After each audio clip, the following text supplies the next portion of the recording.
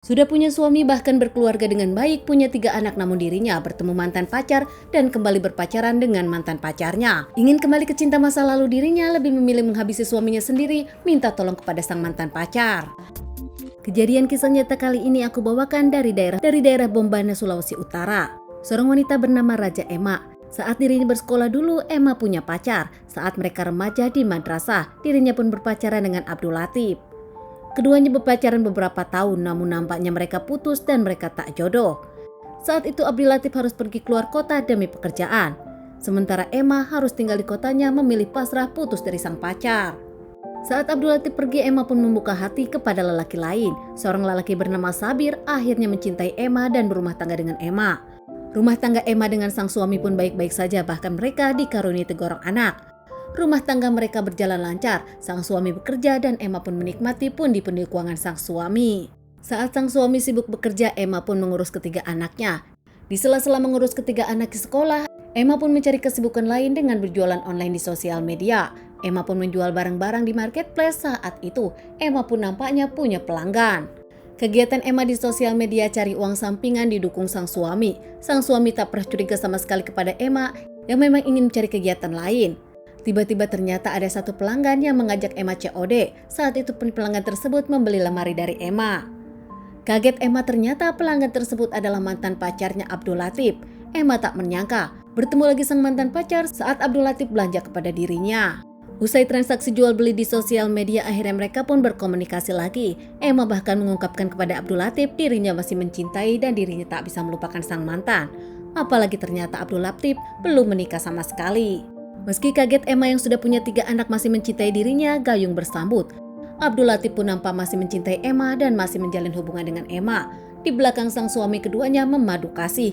Komunikasi tiap hari, bahkan mereka bertemu di suatu tempat dan melakukan hubungan suami istri.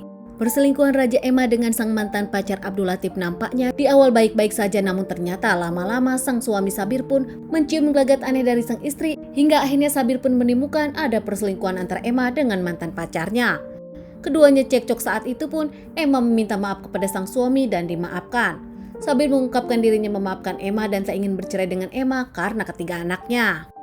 Semua berpikiran Emma sudah kembali ke suami dan ketiga anaknya, tanpa mereka tahu ternyata Emma meminta pacarnya untuk menghabisi sang suami Abdul Latif. Di awal sang mantan pacar menolak, namun lama-lama diiming-imingi uang, mantan pacarnya Abdul Latif pun menerima.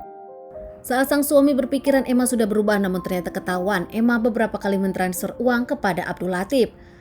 Sabir, suami dari Emma, pun kesal, akhirnya keduanya cekcok lagi. Emma tak terima, akhirnya Emma pun kabur dari rumahnya dan tinggal bersama orang tuanya.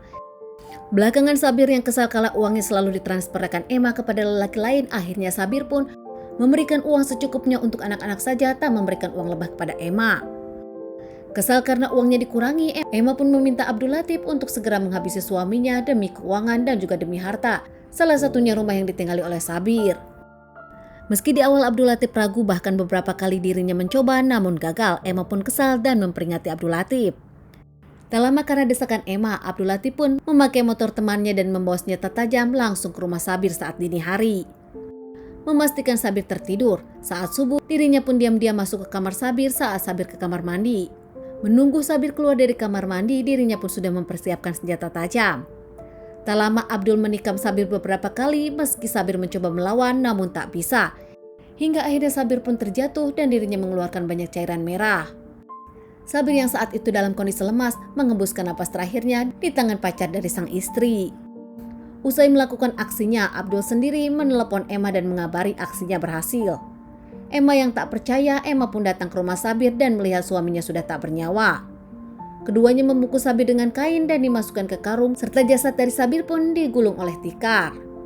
Emma pulang ke rumahnya sementara Abdul mencoba membuang senjata tajam, namun masih tetap menyimpan jasad Sabir di dalam rumahnya. Malam hari Abdul pun langsung ke rumah Sabir lagi mencoba membuang jasad Sabir menggunakan motor, namun ternyata berat dan tak bisa. Hingga akhirnya Abdul Latif pun meninggalkan jasad Sabir begitu saja di dalam rumahnya.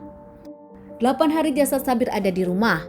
Di tempat lain, sahabat dari Sabir kebingungan karena tak menemukan Sabir bekerja, tak seperti biasanya dan tak bisa ditelepon.